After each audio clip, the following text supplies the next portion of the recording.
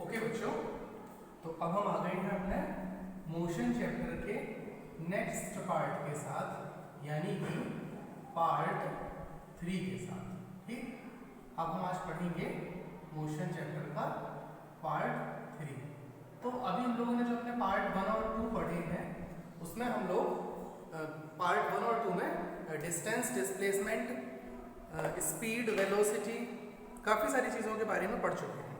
आज हम लोग जो पढ़ने जा रहे हैं वो अब इसमें आगे की तरफ बढ़ेंगे। तो कल हमने आप लोगों को जो सेकंड पार्ट दिया था उसमें हमने आप लोगों को बता दिया था कि जो वेलोसिटी है और जो स्पीड है वो ज़रूरी नहीं है कि एक ही हो।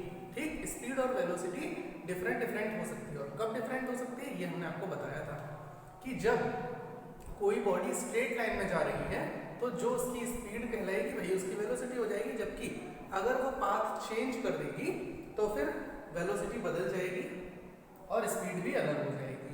तो उसी से रिलेटेड हम लोग एक क्वेश्चन कर लेते हैं। ठीक, जैसे कि पहला क्वेश्चन, मतलब एक ही क्वेश्चन हम लोग कर लेंगे, उसी से आपको समझ में आ जाएगा। ठीक, देखिए क्वेश्चन कह रहा है a car travels a distance of 200 kilometre. एक कार डिस्टेंस ट्रेवल करती है 200 किलोमीटर का, यानी कि 200 किलोमीटर का, फ्रॉम दिल्ली टू अम्बाला, दिल्ली से अम्बाला तक की दूरी का, टूवर्ड्स नॉर्थ के डायरेक्शन में इन 5 आवर्स, और उसको टाइम कितना लगता है 5 आवर्स। आगे कह रहा है calculate the speed and velocity of the car for this journey. इस जर्नी के लिए आप स्पीड बताइए और वेलोसिटी बताइए। ठीक, तो हमसे इसने स्पीड भी पूछी है और वेलोसिटी भी पूछी है। इसने हमें स्पीड के लिए कहा है कि डिस्टेंस उसका 20 किलोमीटर है और डायरेक्शन इसने हमें बता दिया नॉर्थ। तो देखो नॉर्थ डायरेक्शन इसने हमें बता जरूर दिया, लेकिन अगर स्पीड की केवल बात करें तो डायरेक्शन मेंशन करता या ना करता, हमारे पास डिस्टेंस और टाइम होता तो हम ये दोनों चीजें स्पीड कैलकुलेट कर लेते। बिकॉज स्पीड का फॉर्मूला डिस्टेंस अपॉन टाइम। तो बेटा डिस्टेंस कितना है 200 और टाइम कितना है 5 आवर्स।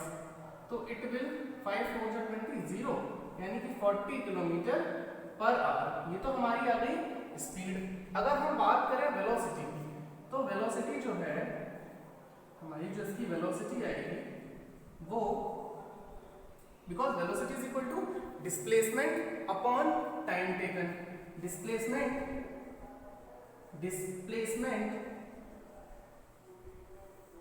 Upon time taken. तो देखो डिस्प्लेसमेंट कितना हुआ, बिकॉज एक ही डायरेक्शन में गई, पर्टिकुलर एक ही डायरेक्शन नॉर्थ की तरफ ही गई, यानी कि इसने रास्ते में टर्न नहीं लिया होगा, डायरेक्ट एक स्ट्रेट पाथ पर गई। तो स्ट्रेट पाथ पर गई है तो डिस्टेंस जो होगी वो तो यही होगी, जो टोटल डिस्टेंस मान लीजिए कि यही था, ये अम्बाला था, राइट, और मान लीजिए नॉर्थ डायरेक्शन है तो ये दिल्ली से अम्बाला ऐसे करके गई और डिस्टेंस इसने 200 किलोमीटर, तो इसमें कोई टर्न नहीं लिया होगा।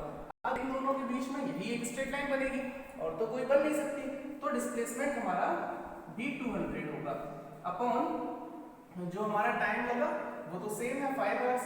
तो ये भी हमारा आंसर जो है वो 40 किलोमीटर पर आवर आ जाएगा। बात समझ में आ गई? बहुत सिंपल क्वेश्चन था। अब अगर किसी में हमारा डिस्प्लेसमेंट अलग होता तो हमारी वेलोसिटी बदल जाती। ठीक, यही बात हम आपको समझाना चाह रहे थे। तो समझ में आ गई होगी, कोई अगर आपको डाउट हो तो आप लोग पूछ लेंगे। अब इस चैप्टर का एक अगला टॉपिक है जिसका नाम है एक्सीलरेशन। बहुत इंपॉर्टेंट है, बहुत बेहतरीन टॉपिक है, मजा आ जाएगा आपको पढ़ के। ठीक, क्या है अगला टॉपिक? एक्सीलरेशन। ओके, देखिए अगर मैं आपसे कहूं कि क्या होता है एक्सीलरेशन, व्हाट इज एक्सीलरेशन, तो आप कहोगे कि एक्सीलरेशन कुछ एक्सीलरेटर से रिलेटेड होगा। ठीक, मतलब जब हम लोग कार चलाते हैं, जब हम लोग बाइक चलाते हैं, जब हम लोग स्कूटी चलाते हैं, तो सब में एक एक्सीलरेटर होता है, राइट। एक हैंडल वाला होता है बाइक और स्कूटी में, कार में पैर से हम लोग एक्सेलरेट करते हैं, तो एक्चुअल में वही होता है एक्सीलरेटर और उसी से रिलेटेड है एक्सीलरेशन। तो एक्सीलरेशन की जो डेफिनेशन होती है वो डेफिनेशन में ही इसका फॉर्मूला भी है। एक्सीलरेशन की डेफिनेशन होती है the rate of change of velocity per unit time is called acceleration. देखो एक्सीलरेशन का सिंबल है स्मॉल a, ठीक, फॉर्मूला है a is equal to acceleration is equal to the rate of change of velocity per unit time, यानी कि v minus u upon t। ये है बेटा फॉर्मूला, आपको ये फॉर्मूला याद करना पड़ेगा, बहुत काम आएगा ये फॉर्मूला हमारे। देखो a is equal to v minus u upon t, जहां a एक्सीलरेशन है, v फाइनल वेलोसिटी है, u इनिशियल वेलोसिटी है और t टाइम को रिप्रेजेंट कर रहा है। देखो अगर हम आपसे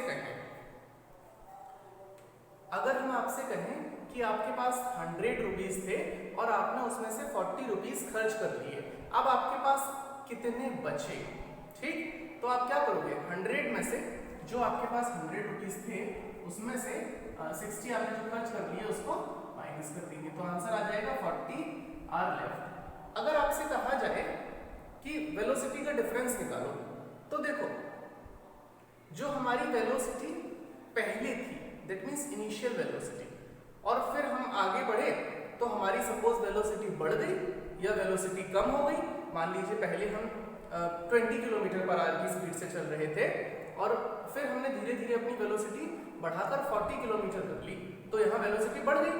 तो पहले हमारी वेलोसिटी क्या थी, वो हमारी इनिशियल वेलोसिटी, यानी कि मान लीजिए हम 20 किलोमीटर पर आवर से चल रहे थे, तो वो हमारी ये हो जाएगी u, और फाइनल वेलोसिटी बाद में हम 40 पे पहुंच गए तो वो फाइनल, उसी को हम सब्ट्रैक्ट करेंगे, यानी कि v minus u, the rate of change, कितना चेंज हो रहा है, वेलोसिटी में कितना बदलाव हो रहा है, उसको अगर हम उस टोटल टाइम से डिवाइड कर दें तो एक्सेलरेशन निकलकर आ जाएगा, ठीक, एक्सेलरेशन निकलकर आ जाएगा।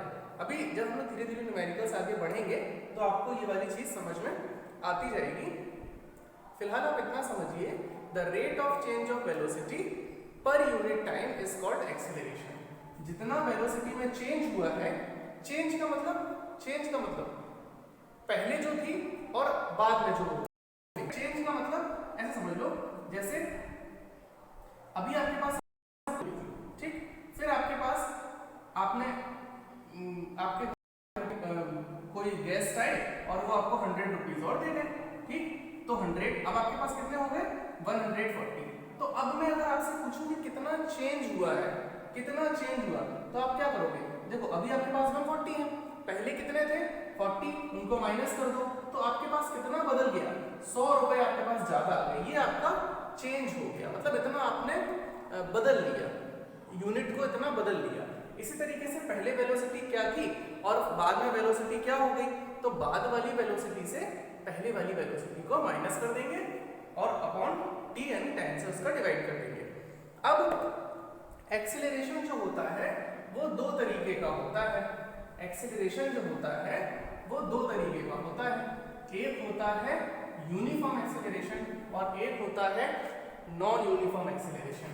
एक है यूनिफॉर्म एक्सीलरेशन और एक है नॉन यूनिफॉर्म एक्सीलरेशन, ठीक। तो देखो यूनिफॉर्म एक्सीलरेशन वो एक्सीलरेशन है जहां पर वेलोसिटी टाइम के साथ साथ एक रेट, एक पर्टिकुलर रेट के साथ बढ़े। मतलब ऐसे समझो कि जैसे पहले मेरी वेलोसिटी थी 20 किलोमीटर पर आवर, अगले 5 मिनट में ये बढ़कर हो गई 30 किलोमीटर पर आवर। मतलब कितना इंक्रीज हुआ यहाँ से यहाँ तक 10 किलोमीटर पर आवर का इंक्रीज हुआ, कितनी देर में, विद इन 5 मिनट्स, ठीक। फिर अगले 5 मिनट में हमने क्या किया और एक्सेलरेट किया और ये बढ़कर हो गई 40 किलोमीटर पर आवर। तो देखो यहाँ से यहाँ तक कितना चेंज हुआ, फिर से 10 किलोमीटर पर आवर का। फिर अगले 5 मिनट में अगेन हमने क्या किया, हमारी वेलोसिटी हो गई कुछ 50 किलोमीटर पर आवर। तो फिर से ये हमारा टाइम इंक्रीज, मतलब जितना जितना टाइम बढ़े उतना उतना वेलोसिटी बढ़े, तो that type of acceleration is called uniform acceleration. Definition की अगर बात करें तो a uniform acceleration, a body is said to be of uniform acceleration when the velocity of the body increases with same interval of time, with same velocity increases in same interval of time। मतलब जितना time उतनी velocity, फिर जितना time, मतलब जितना time में जितनी velocity बढ़ रही है उतने ही टाइम में अगले टाइम में बढ़ जाए, मतलब when equal velocity increases in equal interval of time, मतलब बराबर समय में बराबर वेलोसिटी बढ़े। किसी बॉडी को हम यूनिफॉर्म एक्सेलरेशन में कब कहेंगे, when the velocity of the body increases in when equal velocity increases in equal interval of time। जब बराबर समय में बराबर वेलोसिटी बढ़े तो हम उसे कहेंगे यूनिफॉर्म एक्सेलरेशन। तो यूनिफॉर्म एक्सेलरेशन का जो ग्राफ बनेगा वो कुछ इस तरीके का बनेगा, यानी स्ट्रेट लाइन बनेगा, ठीक। और नॉन यूनिफॉर्म एक्सेलरेशन तो वो इस तरीके से बनेगा, यानी यहां पर हमें यूनिफॉर्म एक्सेलरेशन के लिए एक स्ट्रेट लाइन मिलेगी, जबकि नॉन यूनिफॉर्म एक्सेलरेशन के लिए कर्व्ड लाइन मिलेगी। तो नॉन यूनिफॉर्म एक्सेलरेशन आप ऐसे समझ लीजिए कि पहले 5 मिनट में ये 10 बढ़ गया, अगले 5 मिनट में मान लो ये 35 हो गया, यानी कि जो इंक्रीजमेंट हुआ वो सिर्फ 5 किलोमीटर पर आवर हुआ। फिर अगले में ये बढ़कर सपोज 50 हो गया, यानी कि यहाँ 15 बढ़ गया। तो देखो टाइम उतना ही है पर वेलोसिटी चेंज हो रही। कोई एक चीज जो है वो रेगुलर ना हो, मतलब व्हेन अ बॉडी कवर्स या when a body attain unequal velocity in equal interval of time, or we can say unequal velocity in equal interval of time, then the body is said to be of non uniform acceleration। मतलब जब या तो time same रह रहा है लेकिन जो velocity है वो डिफरेंट है, या वेलोसिटी डिफरेंट ना होकर मतलब वेलोसिटी सेम हो लेकिन टाइम अलग, व्हेन इक्वल इंटरवल में इक्वल वेलोसिटी ना हो कुल मिला के, तब हम उसे कहेंगे कि वो नॉन यूनिफॉर्म एक्सेलरेशन है। तो ये तो बात हो गई यूनिफॉर्म एक्सेलरेशन और नॉन यूनिफॉर्म एक्सेलरेशन की। अब हम बात करते हैं डी एक्सेलरेशन की, कि डी एक्सेलरेशन क्या होता है, ठीक। देखो एक्सेलरेशन मतलब बढ़ेगा एक्सेलरेशन, ठीक। एक्सेलरेशन मतलब एक्सेलरेशन की वैल्यू, वेलोसिटी बढ़ रही होगी तब हमारा एक्सेलरेशन। अगर हम बात करें डी एक्सेलरेशन की, डी एक्सेलरेशन चाहे हम इसको बेटा रिटार्डेशन भी कहते हैं या फिर हम इसको नेगेटिव एक्सेलरेशन भी कह सकते हैं, ठीक। Negative acceleration, negative acceleration. अब देखो रिटार्डेशन क्या होता है। अगर किसी बॉडी की वेलोसिटी समय के साथ साथ अगर किसी बॉडी की जो वेलोसिटी है अगर वो बढ़ेगी, अगर वेलोसिटी बढ़ेगी तो बेटा जो एक्सेलरेशन आएगा वो हमारा पॉजिटिव एक्सेलरेशन आएगा, जिसे हम लोग नॉर्मली एक्सेलरेशन भी कह सकते हैं। लेकिन अगर किसी बॉडी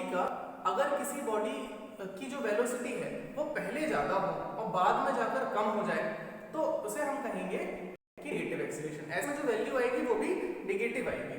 लेकिन डी एक्सेलरेशन, रिटार्डेशन या नेगेटिव एक्सेलरेशन तीनों को निकालने का, मतलब तीनों एक ही चीज है, इसको निकालने का जो फॉर्मूला है वो वही है, a = v - u/t, यानी acceleration =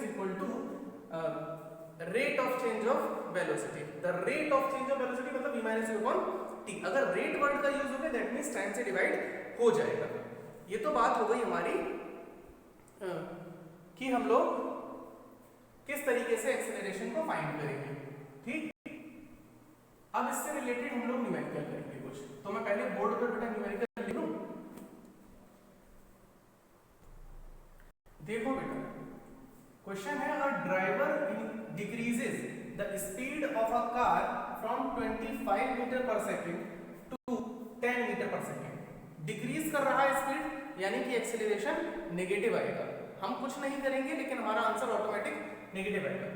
A driver decreases the speed of a car from 25 metre per second to 10 metre per second, यानी पहले उसकी स्पीड थी 25 मीटर पर सेकेंड और अब हो गई 10 मीटर पर सेकेंड, ठीक, इन 5 सेकेंड्स। और इसमें उसको समय कितना लगा? 5 सेकेंड्स। देखो जब भी क्वेश्चन करो तो इस चीज का ध्यान देना कि यूनिट सारी एक होनी चाहिए। अगर स्पीड मीटर पर सेकेंड में है तो टाइम भी सेकेंड में होना चाहिए, और अगर स्पीड किलोमीटर पर आवर में है तो टाइम भी आवर में होना चाहिए, अदरवाइज हमारा आंसर गलत हो जाएगा। तो देखो हमसे कहा है कि 5 सेकेंड में उसकी स्पीड 25 से 10 मीटर पर सेकेंड हो गई। Find the acceleration, that is a is equal to, हमसे पूछा गया है तो हमें पता है a is equal to v minus u upon t। तो v की वैल्यू v मतलब फाइनल वेलोसिटी, मतलब बाद में क्या हो गई, तो 10 हो गई, माइनस u यानी इनिशियल वेलोसिटी, यानी पहले क्या थी, तो 25 अपॉन 10, सॉरी 5 सेकेंड्स है, ओके। तो 10 माइनस 25, हम सबको पता है कि 10 में से जब 25 माइनस होगा तो आंसर हमारा माइनस में आएगा। 25 में से 10 गया तो माइनस 15 अपॉन 5, और ये 5 3 जा 15, माइनस सिंबल है तो माइनस लगा देंगे। Metre per second square. मैं बताना भूल गया बेटा कि एक्सेलरेशन की जो यूनिट होती है, एक्सेलरेशन की और डी एक्सेलरेशन की एक ही, तो एक्सेलरेशन की जो यूनिट होती है वो मीटर पर सेकेंड स्क्वायर होती है, ठीक। तो ये आंसर आ गया -3 मीटर पर सेकेंड स्क्वायर। तो माइनस में आया, इसका मतलब रिटार्डेशन हो रहा है, एक्सेलरेशन नेगेटिव है, पॉजिटिव नहीं है। अब अगला क्वेश्चन हम करेंगे, ठीक है बच्चों। तो आगे क्वेश्चन करते हैं हम लोग। देखो मैंने यहाँ कुछ क्वेश्चन लिख लिए आपके लिए, आप देखते हैं। पहला क्वेश्चन है change the speed of 6 metre per second 2 kilometre per hour. हमें स्पीड दी है 6 मीटर पर सेकेंड और हमें इसको कन्वर्ट करना है किसमें, किलोमीटर पर आवर में। तो देखो एक छोटी सी चीज आप याद कर लो, वैसे आपको कैलकुलेट करना पड़ेगा, मैंने यहाँ लिखा हुआ है। जब भी आपसे कहे कि मीटर पर सेकंड से किलोमीटर पर आवर में जाओ, तो आपको जो वैल्यू दी गई है मीटर पर सेकंड में, उसमें आप 18/5 का मल्टीप्लाई करवा दो, 18/5 का मल्टीप्लाई करवा दो। अगर वो आपसे कहे कि किलोमीटर पर आवर से मीटर पर सेकंड में जाओ, तो आप क्या करो कि उसमें 5/18 से मल्टीप्लाई करवा दो, मतलब मीटर पर सेकंड से किलोमीटर पर आवर। देखो metre is a small unit and kilometre is a large unit. Kilometre बड़ी है, तो याद करने के लिए आप ऐसा सोच सकते हैं कि जब छोटी यूनिट से बड़ी में जाएंगे तो 18/5, यानी देखो ऊपर का नंबर बड़ा है, राइट, बड़ी वैल्यू से मल्टीप्लाई कराएंगे। और जब बड़ी से छोटे में आएंगे, यानी किलोमीटर से मीटर में आएंगे, किलोमीटर पर आवर से मीटर पर सेकंड में आएंगे, तो 5/18 यानी छोटी वैल्यू से मल्टीप्लाई कराएंगे। तो हमें पहले क्वेश्चन में कहा है change the speed of 6 metre per second.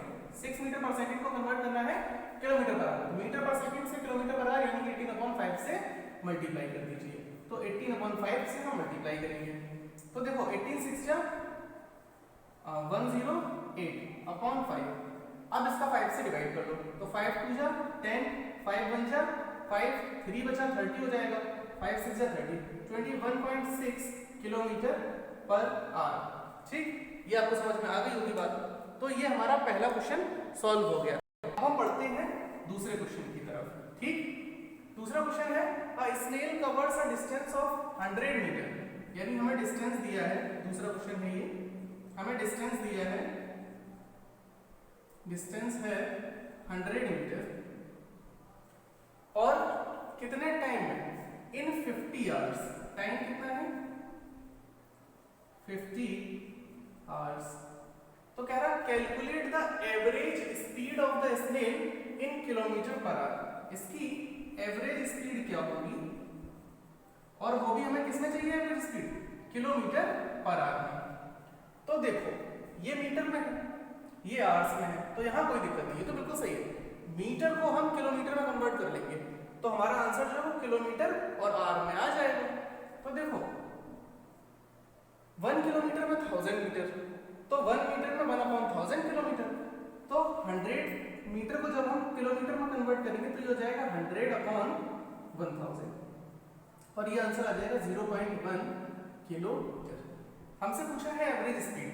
Average speed का फॉर्मूला होता है total distance upon total time. तो टोटल डिस्टेंस कितना है 0.1 और टोटल टाइम कितना है, टोटल टाइम कितना है 50 आवर्स।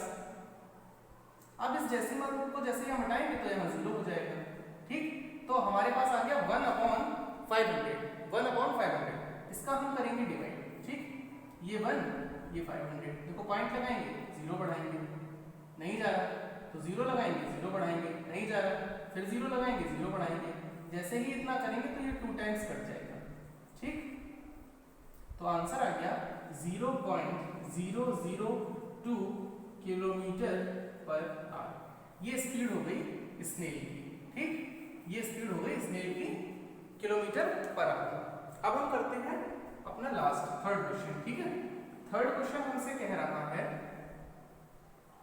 कि if a bus is travelling eight इतने मीटर पर सेकंड, अगर एक बस अपनी स्पीड के साथ चल रही है, चल रही मतलब ये इसकी आपको इनिशियल वेलोसिटी दे दी। ठीक, u हमें दे दिया 20 मीटर पर सेकंड। अगर हमसे ये कह रहा है कि चल रही है, दैट मींस वो इतनी स्पीड के साथ चली रही है। अगर वो हमसे ये कहे कि पहले रेस्ट में थी, रुकी हुई थी, फिर चली, जब भी अगर ऐसा कहे कि रेस्ट में थी, इसका मतलब आप u बिना सोचे समझे 0 लिख देना। उसने कहा कि पहले रेस्ट में थी अब चली, तो जब ये कह रहा है कि रेस्ट में, that means 20 metre per second, sorry rest में है, इसका मतलब u इज इक्वल टू 0 हो जाएगा। यहाँ हमसे कह रहा है if a bus is travelling at 20 metre per second, तो u हमारा हो गया 20 metre per second is subjected to a steady deceleration. उसमें एक लगातार कांस्टेंट डीएक्सेलरेशन हो रहा है, कितना 5 मीटर पर सेकंड स्क्वायर का, यानी a हमें दिया है इसने 5 metre per second square. Okay, अब एक बात सोचो, ये कह रहा है डीएक्सेलरेशन और यहाँ इसने माइनस नहीं लगाया, इसका मतलब हमें यहाँ माइनस लगाना पड़ेगा। ठीक, हमें यहाँ माइनस लगाना पड़ेगा, डीएक्सेलरेशन तभी तो आएगा। अब how long will it take to come to rest, कितना समय लगेगा, हाउ लॉन्ग। ठीक, how long will it take, कितना समय लेगी ये, यानी t is equal to question mark, to come to rest, ताकि वो रुक जाए। रुक जाए मतलब रेस्ट में आ जाए, यानी कि उसकी स्पीड खत्म हो जाए, 0 हो जाए, वेलोसिटी 0 हो जाए, और वेलोसिटी 0 रुक जाएगी, यानी कि फाइनल वेलोसिटी उसकी 0 हो जाए। बात समझ में आ गई? अब हम करते हैं ये न्यूमेरिकल। देखो फॉर्मूला होता है a is equal to v minus u upon t। ठीक है, a is equal to v minus u upon t, हमें निकालना t है, तो हम t को यहाँ ले आएंगे, a को इधर ले जाएंगे, तो क्या हो जाएगा t is equal to v minus u upon a। v हमें दिया है 0 माइनस u हमें दिया है 20 अपॉन a हमें दिया है -5, तो t इज इक्वल टू क्या हो जाएगा, t इज इक्वल टू देखो 0 माइनस 20 अपॉन -5, तो माइनस से माइनस कैंसिल, 5 4 जा 20, और टाइम है तो यूनिट होगी सेकंड, यानी इसको 4 सेकंड्स लगेंगे, 4 सेकंड्स लगेंगे उसको रेस्ट में आने के लिए। देखो अगर हम यहाँ माइनस नहीं लगाते तो हमारा आंसर माइनस में आ जाता, और टाइम कभी माइनस में नहीं हो सकता। इसीलिए ध्यान देना कि अगर डीएक्सेलरेशन कह रहा है और उसने माइनस लगा के नहीं दिया है तो भी हम समझ जाएंगे, बिकॉज डीएक्सेलरेशन का मतलब ही है कि ये माइनस में है, राइट। अगर वो नहीं लगा के दे रहा है तो उसकी गलती नहीं है, बिकॉज डीएक्सेलरेशन का खुद ही मतलब होता है कि वहां हम माइनस सिंबल को इंट्रोड्यूस करेंगे। तो यहाँ तक मुझे उम्मीद है कि आपको समझ में आ गई होंगी चीजें। जहां आपको कोई डाउट हो, अपने घर पर आप लोग बुक्स जिस लोगों ने ले ली हो उनसे पढ़ाई शुरू कीजिए, जो भी डाउट हो वो आप हमसे कमेंट सेक्शन में पूछ सकते हैं, व्हाट्सएप पूछ सकते हैं। बाकी सेम लाइक शेयर सब्सक्राइब कीजिए और पढ़ते रहिए घर पे। बाय।